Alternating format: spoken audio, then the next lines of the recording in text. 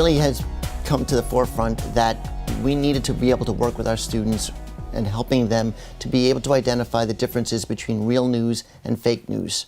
So we created a course in partnership with Stony Brook University here on Long Island. And what we did was invite all of their teachers to a summer academy where we had 4 days of intensive training in our curriculum. We then worked with them over the summer to adapt that curriculum for their own school district. We follow that up with ongoing professional development. So some of the ways that we have our students first approach a news article or a news story is by thinking of it in terms of its fairness, its balance, and bias. And so when they see a headline, they should be thinking in terms of fair language. Does the headline include words like slam?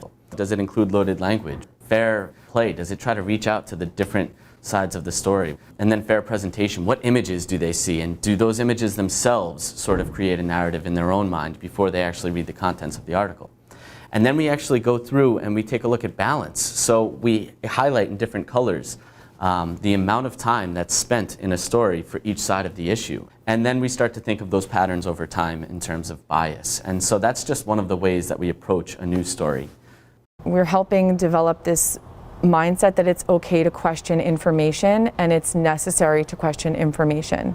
So when I have a student in the classroom that says, wait a minute, this just says scientists or researchers, it doesn't explain where they got the information from, what are the credentials. I want them to know that that's an important step we have to take in the world to question information. You're going to need to know this skill, whether you're a doctor, you're a lawyer, you're a teacher, any sort of job, you have to be able to decipher what's real, what's not real, and what sources you can trust. So when we work with teachers, we hear two concerns. The first concern is, I'm already overburdened. I'm teaching so much. How am I going to fit this into my curriculum? Teaching news literacy can be adapted in multiple ways. We don't impose one model. We very much encourage school districts to adopt a model that fits their schools and their students.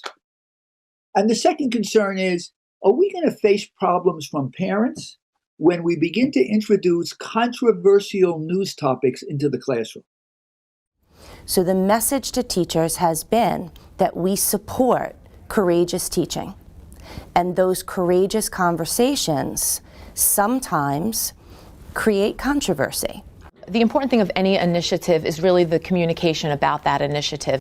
So we talked about the importance of the work and what the community could expect in the rollout, which included a parent workshop in partnership with our public library. In order for us to be able to have accomplished our goals the way that we have, we've only been able to do it because we've listened to our constituents, we've built relationships that are embedded in trust, and we're risk takers. We take advantage of opportunities to be able to try something new, and we're not afraid to make a mistake.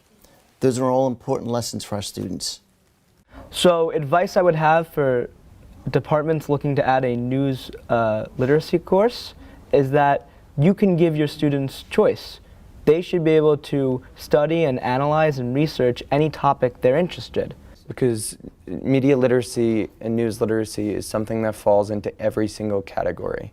It doesn't just exist in math or science or social studies or English. There's an article about everything in the world today.